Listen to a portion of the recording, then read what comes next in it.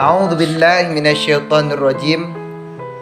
Bismillahirrahmanirrahim. Dan suatu riwayat diperbuat oleh Allah Ta'ala baginya di dalam surga Firdaus 70 mahligai daripada emas dan perak.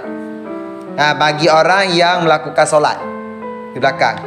Bagi orang yang tidak pernah meninggalkan solat, mereka 40 hari berturut-turut mereka melaksanakan solat berjamaah, maka Allah Ta'ala akan Allah jadikan kepada orang tersebut 70 mahligai, 70 istana kalau bahasa kita, 70 istana di dalam surga Firdaus. Surga Firdaus, surga paling atas, surga ke-8. Dari apa Ustaz buat? Daripada emas dan perak. Lebih indah daripada rumah si Karun. Rumah Karun dan emas kan dibuat dari emas. Lebih indah daripada istana Salomon, Nabiullah Sulaiman. Lebih indah. Itulah keindahan surga, ribuan lebih indah daripada kerajaan Salomon. Wa qala Nabi sallallahu alaihi wasallam, mathalul salatil hamsi kamathalin nahri jarin ala babil ahadikum yaktasilu minhu kulla yawmin hamsa marratin hal yabqa alaihi wasa'un. Qala la ya Rasulullah. Wa qala kadzalika salatu ma'silud dzunub. Apa kata Nabi? Adalah sembahyang 5 waktu itu seumpama sungai yang mengalir ia di hadapan pintu syurga daripada kamu. Solat 5 waktu yang kita lakukan tiap hari dan tiap malam. Solat 5 waktu itu laksana sungai yang mengalir di depan pintu syurga. Mengalir depan pintu syurga. Maka mandilah kamu tiap-tiap hari 5 kali.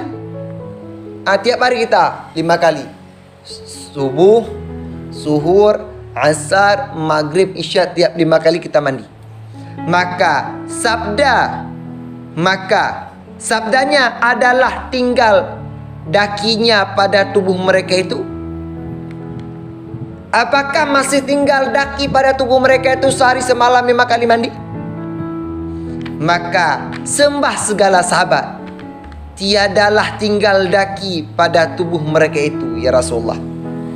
Ya Rasulullah, mereka yang mandi 1 hari 5 kali pasti pada tubuh mereka tidak ada daki, ya Rasulullah. Kecuali mereka waktu mandi enggak gosok-gosok, maka daki berkarat. Leher hitam, kalau ketiak kayak apa tuh? Kayak dedak dedak. Kak tepung kering hitam kenapa itu nggak pernah gosok maka kata sahabat, kalau mereka mandi tiap 1 hari 5 kali pasti pada tubuh mereka tidak ada tinggal daki, bersih tubuh mereka. Maka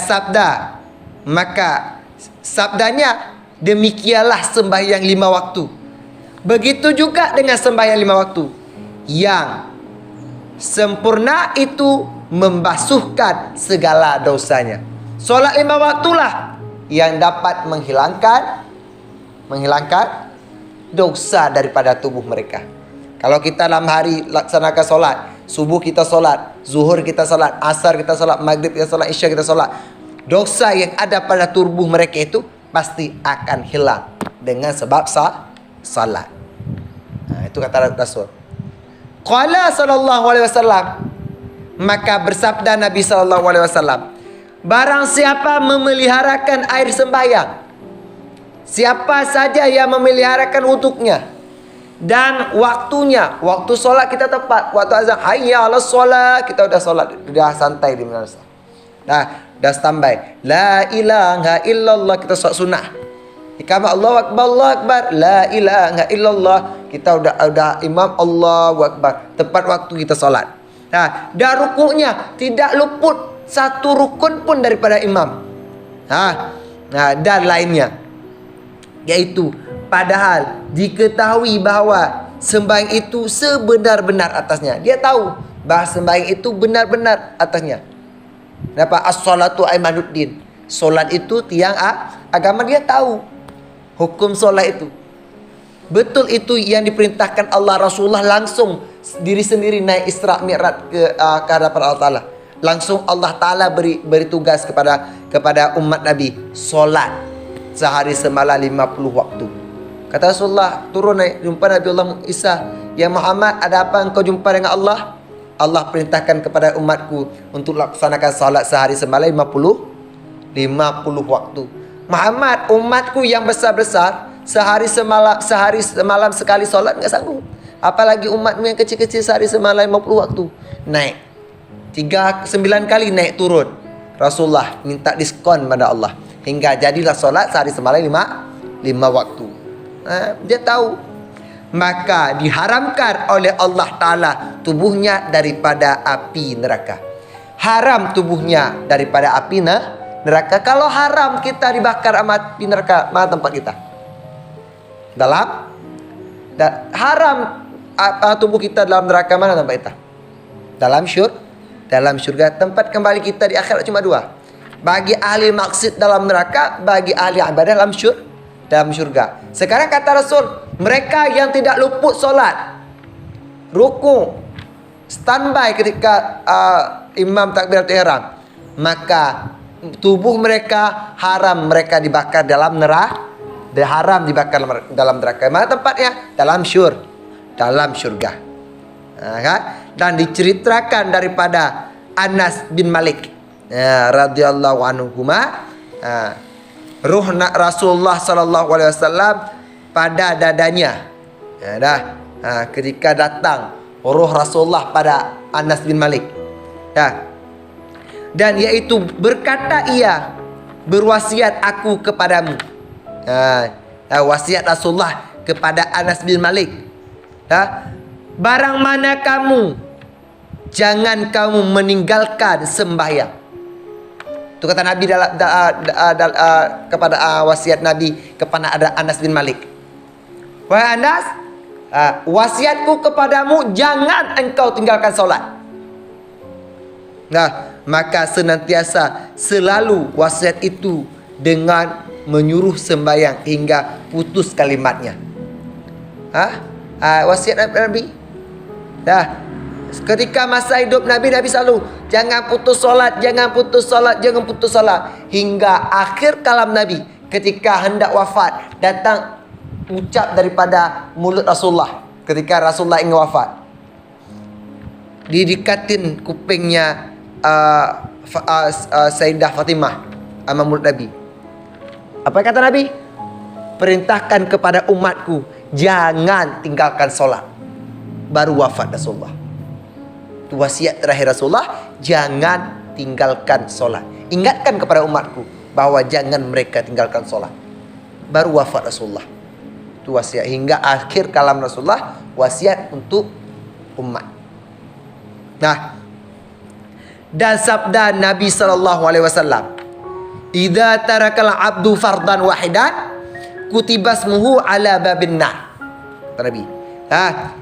Apabila meninggalkan dia seorang akan suatu fardu, kita tinggalkan solat fardu, satu fardu, atau boleh tinggal subuh atau duhur atau asar atau maghrib atau isya, tinggal salah satu daripada 5 waktu kita tinggal. Maka menyuruh oleh Allah Ta'ala, maka menyuruh oleh Allah Ta'ala malaikat menyuruh neraka, neraka orang itu pada pintu neraka. Diparuh, dikejar mereka, digiring oleh mereka untuk menuju ke pintu neraka. Kedih ke bahasa Aceh kan? Sana.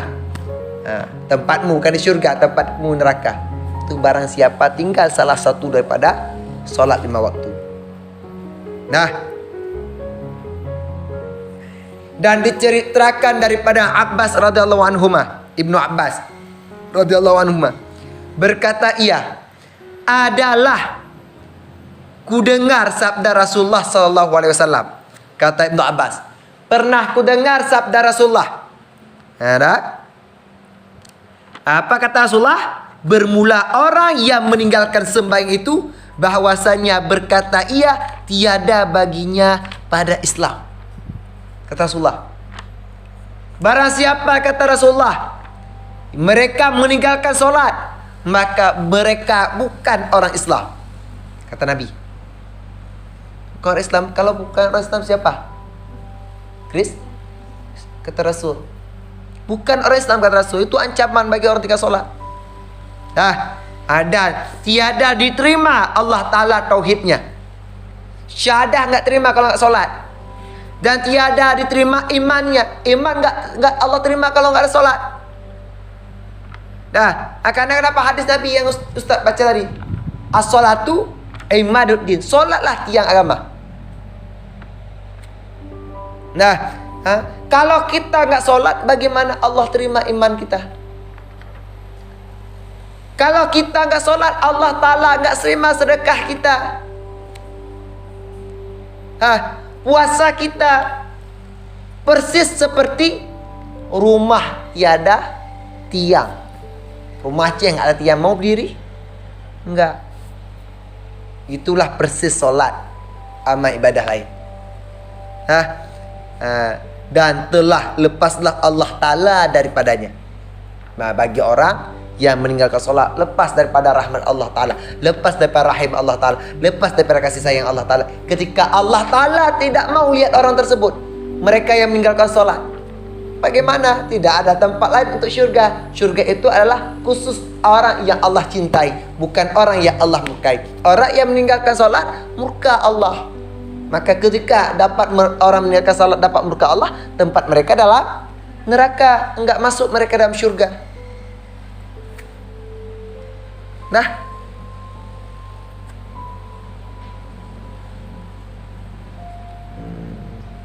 Sudah cukup itu. Wallahu a'lam bishawab.